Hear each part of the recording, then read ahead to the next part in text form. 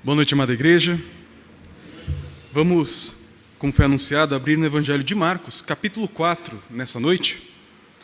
Evangelho de Marcos, capítulo 4, do versículo 21 ao 34. Marcos 4, do 21 ao 34.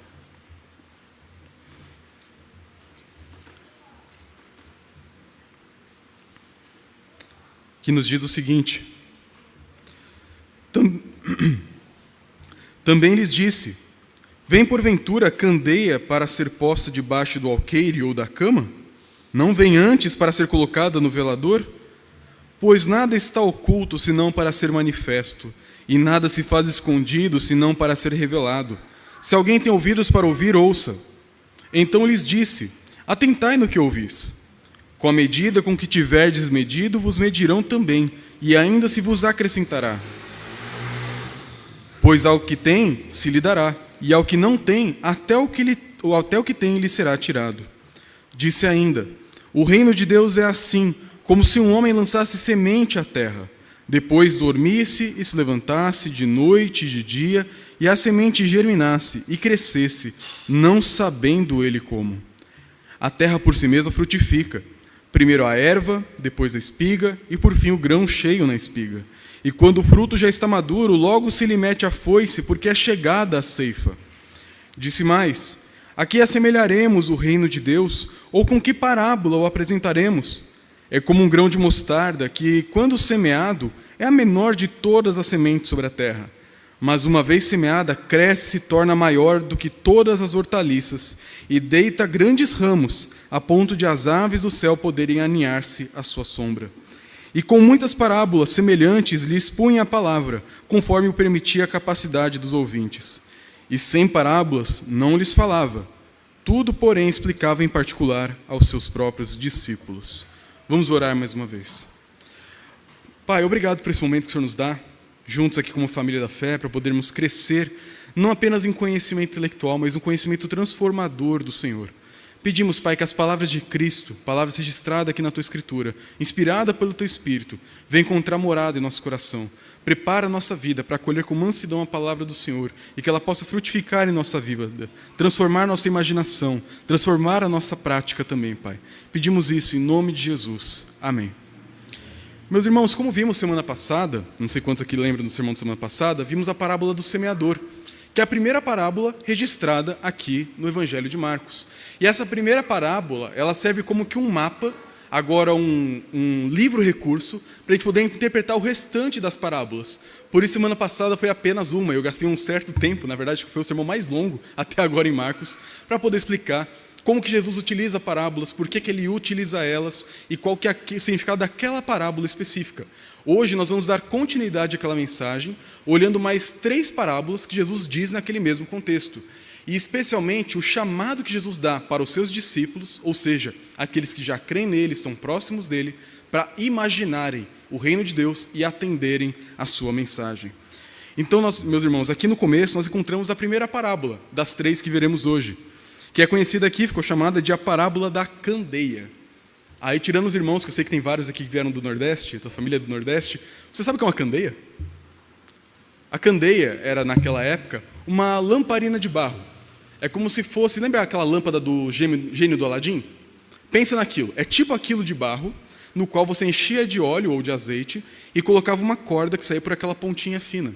Você não vai esfregar para ser um gênio, você vai acender a ponta, e à medida em que o líquido é bebido pela corda, ele ia queimando e aquilo iluminava toda a casa. Eram as lâmpadas da época, não existia energia elétrica e nem energia a gás, nós tínhamos apenas a energia por combustão para iluminar as suas casas.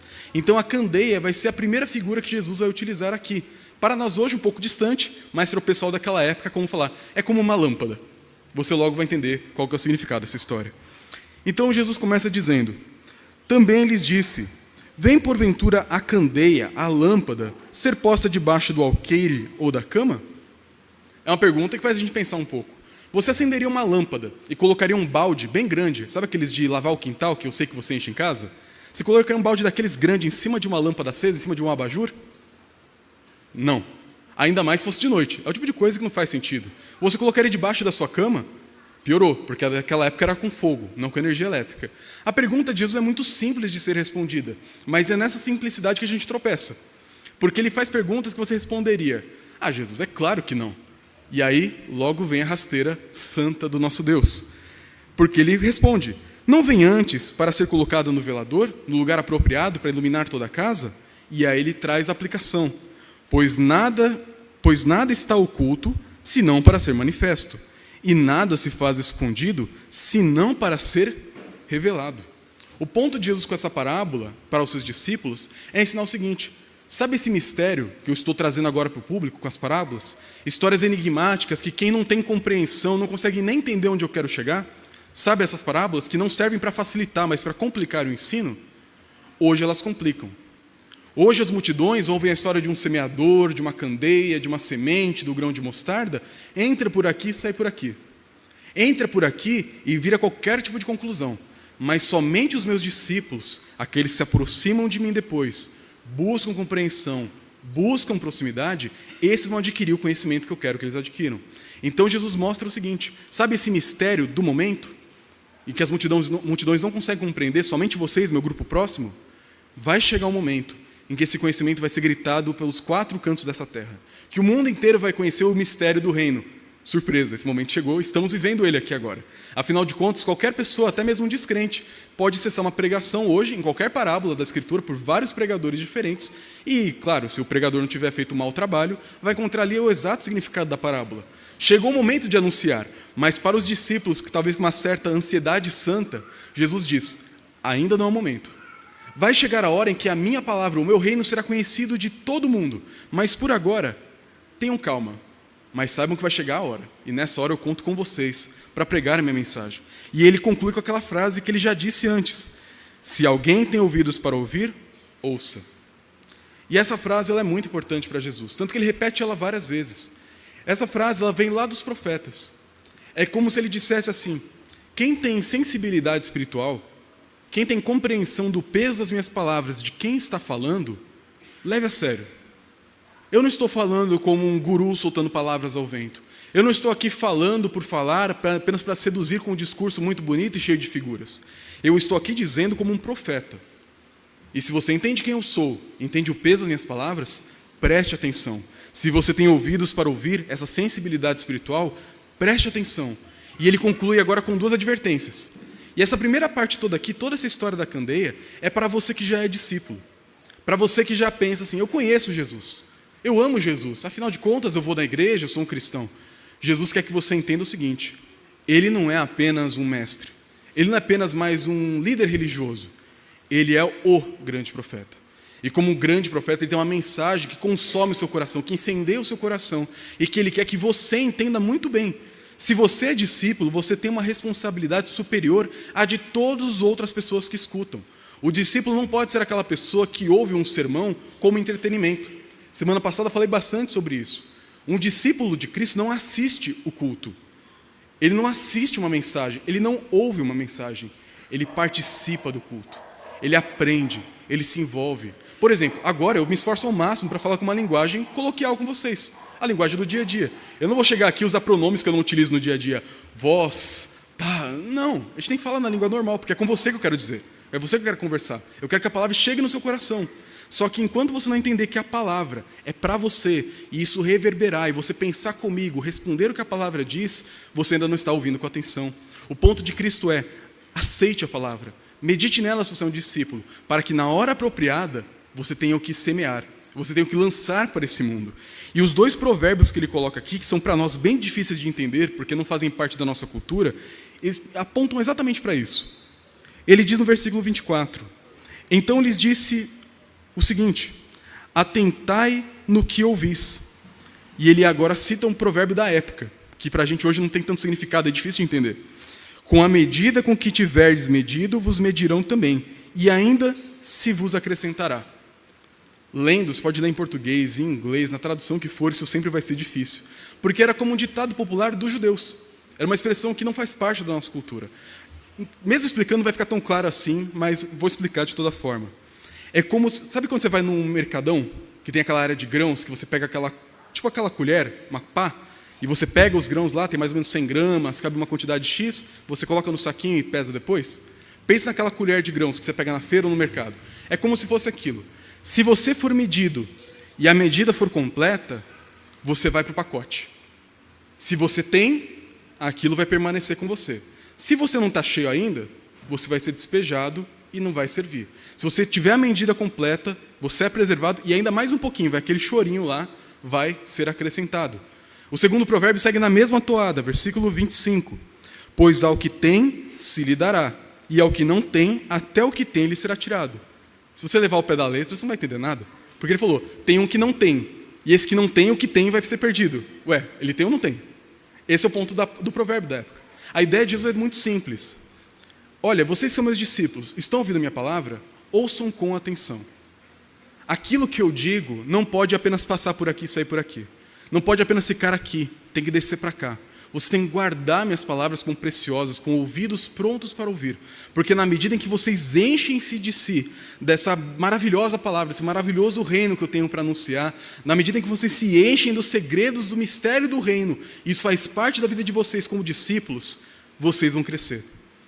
E essa é uma promessa maravilhosa, que eu tenho experimentado na minha vida, e acredito que muitos de vocês também, que é no seguinte sentido: quanto mais você busca conhecer a palavra de Deus, mais você conhece. Quanto mais você estuda, mais você aprende. Quanto mais você entende, mais você entende. Eu não sei se você já teve essa experiência, eu espero que sim, em alguma medida. Sabe quando você leu a Bíblia pela primeira vez? Não sei se você lembra, talvez fosse muito pequenininho, ou talvez foi mês passado. Mas sabe quando você abriu a Bíblia pela primeira vez, abriu lá em Gênesis, fala assim, no princípio criou Deus o céu e a terra do céu sem forma e vazia, e o Espírito de Deus pairava sobre a face do abismo, tal. Aí você vai lendo e fica assim, que bonito. Mas espera, se o sol foi criado no quarto dia, como é que está contando o dia desde o primeiro? Aí já dá uma pulgona atrás da orelha. Aí você lê mais um pouco, Deus fez o homem do barro e soprou-lhe em suas narinas o fôlego de vida. Depois ele tira uma costela do homem e faz uma mulher. Aí você, que não é bobo nem nada, você fica assim, tá, mas é literal, isso é simbólico, isso é uma figura. Por que barro? Por que Deus não fez o homem da pedra? Por que não fez o homem da madeira? Por que costela e não, sei lá, células, tronco?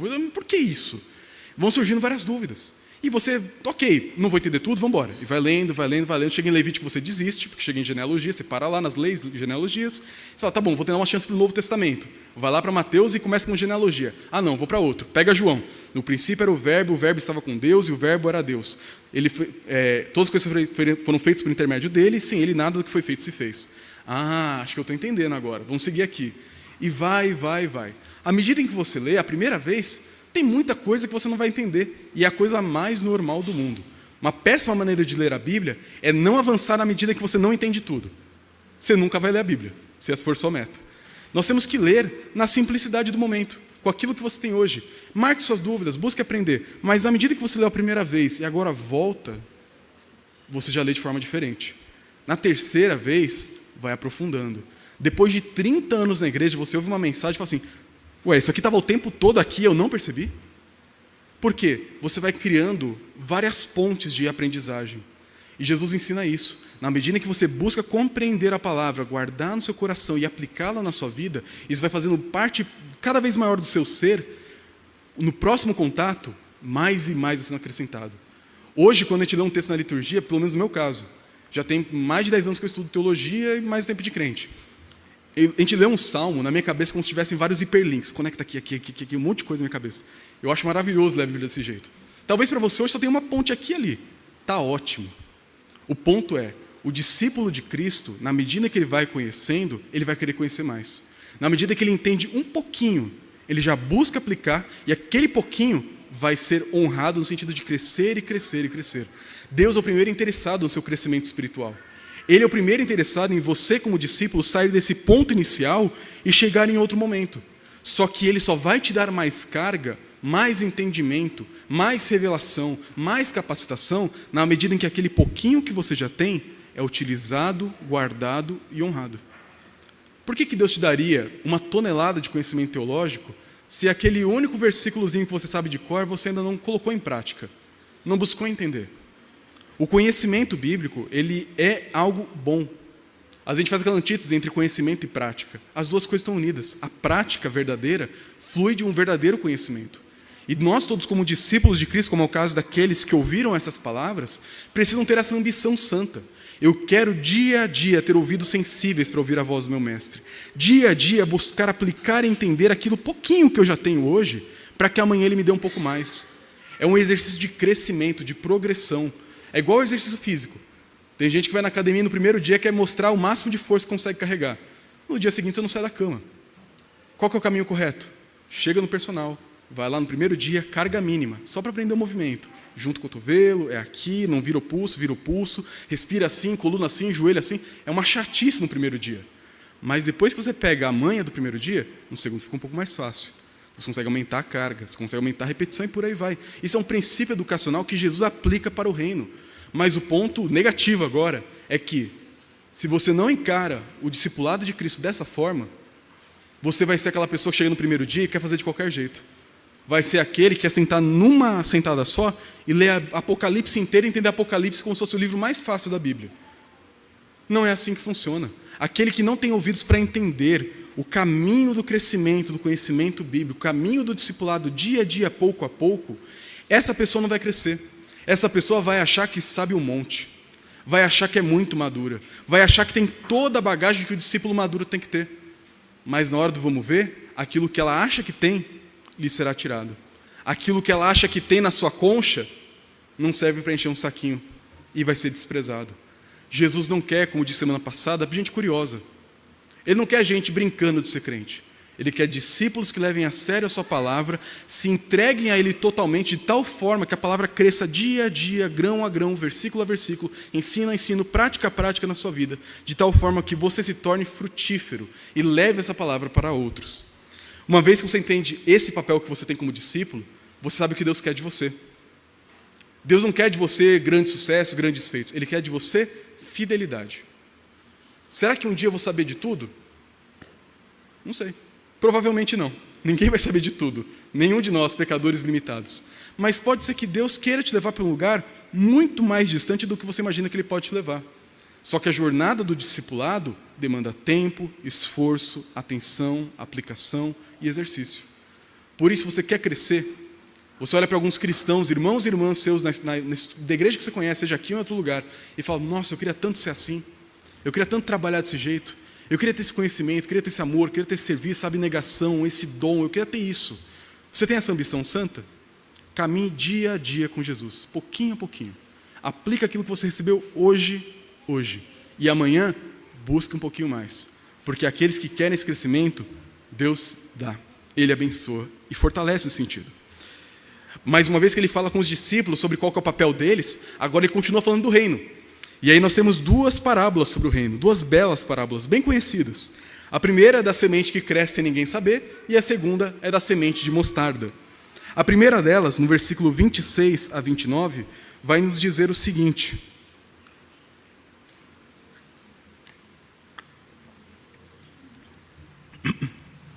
versículo 26. Disse ainda: o reino de Deus é assim, como se um homem lançasse a semente à terra, depois dormisse e se levantasse de noite e de dia, e a semente germinasse e crescesse, não sabendo ele como. A terra por si mesma frutifica. Primeiro a erva, depois a espiga, e por fim o grão cheio na espiga. E quando o fruto já está maduro, logo se lhe mete a foice, porque é chegada a ceifa. Essa primeira parábola agora sobre o reino de Deus, ela tem uma facilidade maravilhosa. Jesus já diz no começo sobre o que ele está falando. Se não tivesse essa pista, você poderia ficar perdido em várias interpretações. Mas Jesus diz, o reino de Deus é assim. Como que é a igreja de Cristo? Como que deve ser a igreja, o reino do Senhor? Ele coloca aqui como uma semente genérica, não sabemos quase nada sobre ela. É apenas uma semente que o agricultor vai lá no seu campo, prepara a terra, coloca, tampa, rega, e ele fica lá, sem poder fazer nada. Ele plantou e fica esperando. Ele dorme, ele acorda, volta para o campo, nada. Passa um dia, 2 dias, 3 dias, 4 dias, de repente ele vê ali uma pontinha assim de terra começando a subir. Passa mais um dia, ele vê ali 2 folhinhas aparecendo, as 2 primeiras folhas de toda a planta, que nem parecem tanto com a folha final, mas só aquela primeira folhinha do broto. Aí ele vai, dorme mais um dia, não parece que mudou muita coisa. De repente a bichinha começa a crescer, e sai mais um par de folha, outro par de folha, outro par de folha, começa a aparecer o grão, a espiga, a flor, e ela vai se desenvolvendo. O ponto dessa história, desse crescimento sobrenatural da planta, é mostrar que o reino de Deus ele não é construído por esforço humano. Qual foi a participação do semeador nessa história? Semear. Ele pegou a semente, que a gente já sabe que é a palavra por conta da mensagem anterior, e aí ele semeou, lançou a palavra. Na vida de alguém, em uma comunidade, em um lugar, em uma cultura, ele lançou o reino lá, anunciou a palavra. E o resultado? Bem, a gente sabe pela parábola que o resultado vem de Deus. O semeador ele pode ficar o dia inteiro olhando, ele pode jogar o tanto de adubo que ele quiser, ele pode fazer o que ele quiser. A semente só vai nascer na hora que Deus quer. Ela só vai germinar e ter o crescimento que Deus quer, e vai crescer até onde Deus quer e frutificar o tanto que Deus quer. O homem não tem controle sobre isso. Com a tecnologia que temos toda hoje, nós podemos preservar muito melhor os grãos, diminuir o número de pragas, melhorar a produção, tudo mais. Mas o tempo, nós não controlamos. Em última instância, nenhum ser humano consegue garantir que essa semente específica vai germinar. E quando germinar, vai ser assim, assim, assado. O ponto dessa parábola de Cristo é nos mostrar que o reino de Deus está fora do controle humano. O reino de Deus pertence a nós na medida em que nós semeamos, e essa é a nossa função. Mas o crescimento do reino está nas mãos do Senhor. Por mais que o homem se esforce, nada pode nem acelerar e nem diminuir o reino de Deus. Isso é um alívio gigantesco para mim como pastor. Porque eu já falei para vocês no passado nas mensagens de Atos, meu sonho é que essa igreja cresça a ponto de ter que destruir essas paredes e construir um prédio maior.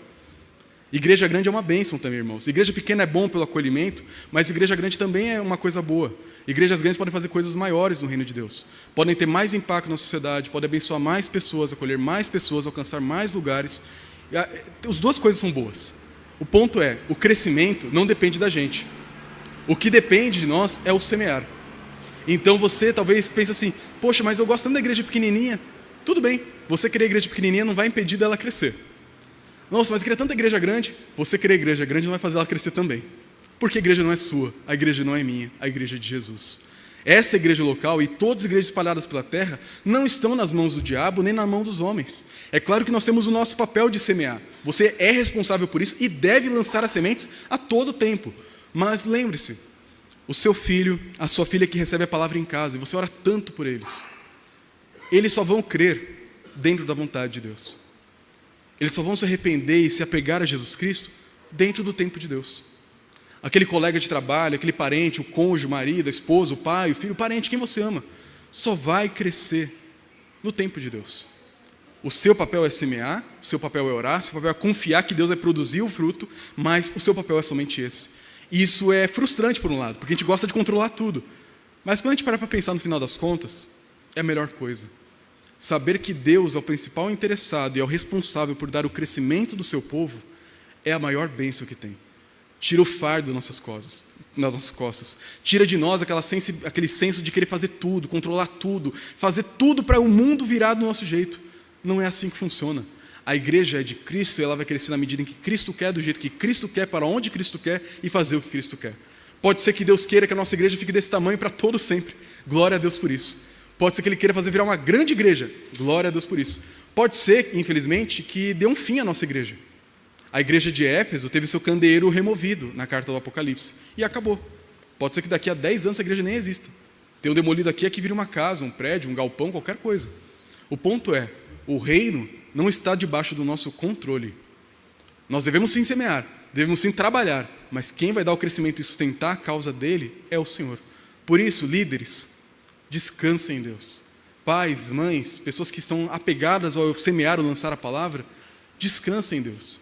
Nós não controlamos os resultados. E perceba como a história termina. Essa semente ela vai frutificar no tempo certo. Vai surgir primeiro a planta, depois a espiga e depois o grão cheio na espiga. Ela vai cumprir o seu propósito do jeito de Deus, vai chegar até onde Deus quer que chegue. E se Deus quiser, vai chegar no ponto de uma espiga que vai semear e lançar outras e outras e outras e outras sementes por aí. E o versículo 29 diz, e quando o fruto já está maduro, logo se lhe mete a foice, porque é chegada a ceifa. E aqui Jesus faz alusão à profecia de Joel lá no passado, na qual ele fala sobre o fim dos tempos, quando haverá a grande seara, no dia em que Jesus quiser pegar a sua grande foice e ceifar esse mundo. E nesse dia, todos aqueles que Ele quer que sejam cheios de grão vão estar. Naquele dia, todos aqueles que têm que germinar vão ter germinado. Naquele dia, Ele não ficará frustrado com o seu plano. Ele vai ceifar exatamente o que ele tem de trigo e vai ceifar também o joio. O trigo ele vai recolher e o joio ele vai queimar. Por isso, você que se importa com outras pessoas, espero que todo mundo aqui se aplique a isso, trabalhe arduamente, semeie com empenho, espere resultados, mas não queira controlar resultados. Confie no Senhor, porque Ele pode fazer isso e Ele faz isso. Você é fruto disso hoje aqui. Deus em algum dia permitiu que uma semente caísse na sua vida, e hoje você está aqui agora frutificando talvez já, lançando outras sementes. Confie em Deus. Você hoje é fruto de uma longa trajetória de cristãos do passado, que um foi semeando na vida do outro, e hoje você está aqui no fruto de milhares de pessoas que você nunca conheceu, talvez nunca vá reconhecer. Vai chegar no céu, a pessoa nem vai saber que alcançou você há 500 anos atrás, através do que fez. Mas você hoje pode ser meio dessa grande corrente de salvação na história do nosso Deus. E a última história aqui, Jesus conta, a última parábola, está no versículo 30 e 32, quando eu mostrar agora outro aspecto do reino, o aspecto do crescimento. Se por um lado o reino ele cresce de forma sobrenatural no tempo de Deus, no controle de Deus, nós também podemos ter uma expectativa de crescimento grandioso, que é maravilhosa por sinal. Ele diz no versículo 30, disse mais, a que assemelharemos o reino de Deus? Ou com que parábola o apresentaremos? E aí Jesus diz, é como um grão de mostarda, que quando semeado é a menor de todas as sementes sobre a terra. Mas uma vez semeada, cresce e se torna maior que todas as hortaliças e deita grandes ramos, a ponto de as aves do céu poderem aninhar-se à sua sombra. Olha, eu confesso que eu queria muito uma semente de mostarda aqui. Elas acabaram com a atividade das crianças. Mas, espera aí. É tão pequenininha que sumiu no meu bolso. Essa aqui é do mesmo tamanho que uma semente de mostarda. Opa, achei elas. Com um dedo desse tamanho é difícil de pegar. Você está vendo? Ótimo, então funcionou. Se eu não tivesse achado, ia dar na mesma. Então, a semente de mostarda é desse tamanho aqui. Depois, se as crianças quiserem olhar na saída do culto, dá para olhar. Mas é pequenininha, é a menor. Se você for bem minucioso, você sabe que existem sementes menores que um grão de mostarda. O ponto de Jesus é para sementes conhecidas naquela cultura, naquela época na Palestina. Naquela região era menor. Se você procurar, tem semente de orquídea que é menorzinha ainda. Mas, enfim, o ponto de Jesus é, vocês, judeus da Palestina, sabe a menor semente que conhecemos? A sementinha de mostarda? É a menor de todas. Ninguém dá nada para ela. Só que quando ela brota, ela cresce de uma maneira tão poderosa, tão exponencial, que ela se torna a maior das hortaliças. E aí surge aquela dúvida, maior quanto? Né? Eu sei que alguns são curiosos como eu de saber que tamanho dessa mostarda. Se você vai na feira, tem um tipo de mostarda lá que é a mostarda amarela. Não é dessa que Jesus está falando provavelmente, e sim da mostarda negra. Essa mostarda, segundo alguns, pode chegar até 3, 4 metros de alcance, é um baita de um arbusto. Não vira uma árvore com tronco e tudo mais, mas é um baita de um arbusto. É um arbusto onde os passarinhos fazem seus ninhos, onde eles se escondem, os animais encontram abrigo. Não é uma gigantesca árvore, mas é algo que, em proporção, é tão grandioso que você nunca imaginaria que aquela sementinha tão pequena ficaria daquele tamanho. E Jesus utiliza essa semente para falar sobre o reino. O reino hoje é composto do que na época de Cristo? Jesus, os 12, se bem que tem o Judas ali no meio, os 11, e mais alguns que estão se aproximando. Tinha uma grande multidão, mas o reino de fato são daqueles que seguem Cristo de perto, aquele pequeno grupo. Hoje é um grão de mostarda. Não é significativo diante do cenário mundial de grandes líderes e grandes rabinos. Jesus ainda não tem essa proeminência, mas esse reino que ele está lançando a primeira sementinha agora, vai se tornar a maior de todas. Vai se tornar um reino tão grandioso que as aves do céu vão poder se aninhar. E o que significa isso? Lá em Ezequiel, no seu capítulo 17, diz assim, assim diz o Senhor Deus, também eu tomarei a ponta de um cedro e a plantarei. Do principal dos seus ramos cortarei o renovo mais tenro e o plantarei sobre um monte alto e sublime. No monte alto de Israel o plantarei e produzirá ramos, dará fruto e se fará cedro excelente. Debaixo dele habitarão animais de toda sorte e à sombra dos seus ramos se aninharão aves de toda espécie. Saberão todas as árvores do campo que eu, o Senhor, abati a árvore alta, elevei a baixa, sequei a árvore verde e fiz reverdecer a seca. Eu, o Senhor, o disse e o fiz. O que essa história de Jesus tem a ver com a história de Ezequiel? É o mesmo princípio. O reino de Israel, os judeus, eles formavam aquele grande cedro, aquela grande árvore maravilhosa daquela época, daquela cultura. Só que ela estava seca. Havia estética, religiosidade, mas não havia mais vida espiritual. Aí aquela parábola de Ezequiel aponta que no futuro Deus cortaria aquele topinho lá na ponta da árvore, que ainda está um pouco verde. Ele vai arrancar ele fora e vai plantar ele no topo de uma montanha. E aquela ponta da árvore vai crescer e se tornar uma árvore nova. Uma árvore muito maior. Uma árvore que debaixo dos seus ramos vai colher animais de todo tipo, que aponta para os gentios, os que não são judeus se convertendo e se abrigando debaixo do reino. Quando Jesus agora coloca a parábola da mostarda, ele está remetendo essa mesma ideia. O reino de Deus hoje é pequeno, é marginalizado. Eu sou apenas um rabino à margem da sociedade dos grandes rabinos de Jerusalém. Vocês são vistos como escória do mundo. Mas chegará um dia em que esse reino que hoje eu semeio com uma pequena grão de mostarda vai crescer, a tal ponto que não apenas judeus vão crer no evangelho, mas também os gentios. E você hoje, a menos que você seja descendente de judeus, é prova disso. Você hoje é fruto dessa obra de Cristo. E você hoje é chamado para olhar para o reino, para a sua igreja, para a igreja de Cristo espalhada pela face da terra, com esses olhos. É um reino com crescimento exponencial. É um reino com crescimento surpreendente. Eu sempre digo isso quando a gente faz campanha evangelística. A gente entregou os cada dias aqui no nosso bairro, um livreto com mensagens para a família no mês de maio. Qual que é a sua expectativa de resultado? Que venha 1, 2 nossos vizinhos para cá? 10? E se vierem, a gente comprou quantos? 1000? E se os 1000 que a gente entregar, 1000 pessoas vierem para cá? Ah, pastor, mas você está querendo demais. Semente de mostarda. Deus pode fazer o que quiser. E vai ser um santo problema que a gente vai ter. E glória a Deus por isso. Eu espero que a gente tenha esse problema, eu oro por ele. Mas pode ser que domingo que vem tenha aqui 1000 pessoas querendo cultuar o Senhor junto com a gente. Pode ser que tenham 100, pode ser que tenham 10, pode ser que não tenha nenhuma. O ponto é, lembrando para a primeira parábola, o crescimento não está em nosso controle. Deus dá como quer. Mas a gente pode ter uma certa expectativa de que cresça. A gente pode ter uma certa expectativa de que o crescimento seja surpreendente. E na medida em que a gente semeia, a gente nem tem noção do tamanho que o reino do Senhor pode tomar. Pode ser que não seja aqui. Pode ser que a semente que a gente lançou se agregue a outras igrejas na nossa região, em outros lugares. Glória a Deus por isso também. Não é uma competição de igrejas locais. Nós somos todos juntos no mesmo objetivo. Mas nós devemos sim esperar um crescimento. E por meio desse crescimento de algo desprezado e pequeno, o mundo será acolhido. Pessoas diferentes, com histórias diferentes, com problemas diferentes, vão encontrar a sombra do reino de Deus, um lugar seguro para habitar. Tem gente que pensa que a igreja é um lugar de gente santa, um lugar de gente perfeita, um lugar de gente boa. É a pior ideia que você pode ter da igreja. Eu gostava muito da definição que o meu pastor me dizia quando era mais novo, o reverendo Jorge Canelhas, que hoje está com o senhor. Ele falava que a igreja é um hospital e não uma galeria de santos. Igreja é um lugar para gente quebrada. Se você está quebrado, cheio de problemas, cheio de vício, cheio de coisa, achou o seu lugar.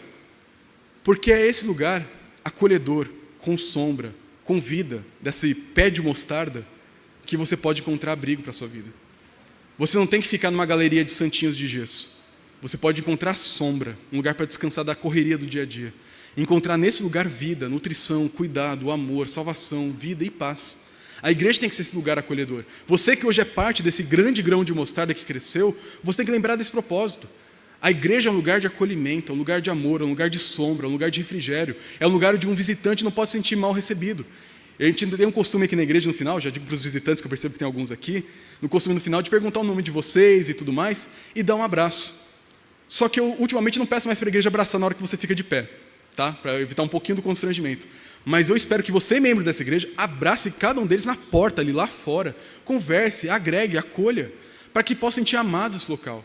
A igreja não é um lugar elitista, a igreja é um lugar para todo mundo. Todo mundo é bem-vindo aqui. Porque é um grande pé de mostarda para passarinhos e aves de todo tipo encontrarem o seu lugar de descanso. Por isso, meus irmãos, essas parábolas que Jesus conta chamam muito a nossa responsabilidade como discípulo e a nossa expectativa do reino. E isso vai mudar a sua atitude hoje nesse mundo. O texto termina dizendo, versículo 33 e 34, e com muitas parábolas semelhantes lhe expunha a palavra, conforme permitia a capacidade dos ouvintes. Nós já vimos semana passada os tipos de ouvintes. E sem parábolas não lhes falava. Tudo, porém, explicava em particular aos seus próprios discípulos.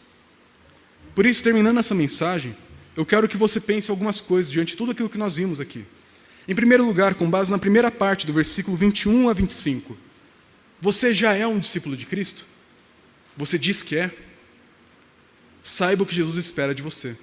Ele espera de você uma escuta ativa. Uma atenção que busca aplicar dia a dia tudo aquilo que você tem recebido. Agora mesmo, você acabou de vir uma mensagem, uma exposição do texto bíblico. O que você vai fazer com isso? Eu, como pastor, me esforço nas aplicações a te mostrar, talvez até mastigado já, o que fazer. Mas é importante que você, como aquele que ouve, como discípulo que ouve, pense, isso é para mim. O meu Senhor está falando nas páginas da Escritura. Como que eu vou obedecer Ele amanhã? Como que eu vou mudar minha maneira de pensar sobre a igreja hoje? Como que eu vou mudar hoje minhas expectativas sobre o crescimento do reino e o papel do reino em trazer acolhimento para as pessoas? Será que eu tenho que mudar minha maneira de pensar sobre a igreja? Se sim, o que eu posso fazer agora como parte dessa igreja que cresce de forma sobrenatural e cresce de forma abundante? Será que eu tenho acolhido bem os passarinhos que chegam ao nosso lar? Será que eu tenho esperado e confiado no Senhor da Seara que Ele vai trazer o crescimento até o dia do fim? Será que essa tem sido minha postura? Um verdadeiro discípulo tem que ter ouvidos para ouvir. E diante de tal palavra, tem que buscar aplicar dia a dia aquilo que tem recebido. Mas, em segundo lugar, se você não é um discípulo ainda, é um curioso, está chegando agora, está conhecendo agora, talvez já há muito tempo, mas ainda não assumiu um compromisso com Jesus. Saiba que Jesus não quer curiosos. A gente já viu nas últimas mensagens. Ele não quer pessoas que ficam do lado de fora da casa, que seguem Ele de longe. Até uma dica para alguém da internet, quem sabe. Talvez gente que acompanha a gente pela internet. Tem vários views no canal, graças a Deus por isso. Não é tanto assim, né? Mas tem gente que sempre assiste. E a internet é um meio maravilhoso de divulgar a palavra de Deus. Porém, ela é especialmente destinada por nós aqui para aqueles que não podem estar aqui. Idosos, enfermos, pessoas em uma situação que não podem estar conosco. Você quando viajar, quem sabe. Mas talvez sejam pessoas que nos acompanham há semanas pela internet e pensam que isso é relacionamento com Cristo. Não é. Isso é apenas um pedaço. O verdadeiro compromisso com Cristo, o discipulado, acontece aqui, ao vivo e a cores, face a face. A menos que você tenha uma coisa maior que te impede de estar aqui, o seu lugar é aqui. É na comunhão dos santos, no crescimento da igreja que a gente cresce como discípulo. Porque você vai esquecer disso aqui daqui a um tempo. Você vai esquecer desses deveres daqui a pouco. Isso acontece, é normal. Mas o seu irmão vai te lembrar. Você vai ver um irmão que esqueceu e você vai lembrar ele. E juntos nós vamos crescer nesse discipulado próximos de Cristo. Mas ainda, sobre a igreja. Nós devemos lembrar que o crescimento está nas mãos do Senhor. Só que Ele espera que você semeie. Minha pergunta, você tem semeado? Se sim, qual a sua expectativa de crescimento? Se não, por que não? O reino não é importante para você? Para Jesus custou a vida dele. Ele amava o reino mais do que tudo. Deu a vida pelo seu reino porque Ele é o rei do reino. Por que você não semeia? Você não acredita que Ele pode te usar para isso? Ele só vai usar os grandes ungidos por aí? Deus usa cada um na sua simplicidade naquilo que tem. O seu papel é semear. O convencimento, a conversão, o firmar-se na igreja e tudo mais, está fora da sua alçada. Você pode até ser usado, mas está fora da sua alçada e do seu controle e produzir o resultado. Por isso, você já tem semeado, melhore suas expectativas. Transforme-as pelo que Jesus apresenta. Se você não tem semeado, pense por que você não tem feito isso. Será que aquilo que mais cativava o coração de Jesus não cativa o seu? Se esse é o caso, arrependa-se. Medite na Escritura. Olhe o quanto Jesus amava, o coração dele ardia pelo reino. E ore por um coração semelhante ao dele. É isso que nós devemos ter em nossa mente nesse momento. Como discípulos, devemos trabalhar, devemos guardar e devemos imaginar o reino da maneira como Jesus nos apresenta como mestre a cada um de nós.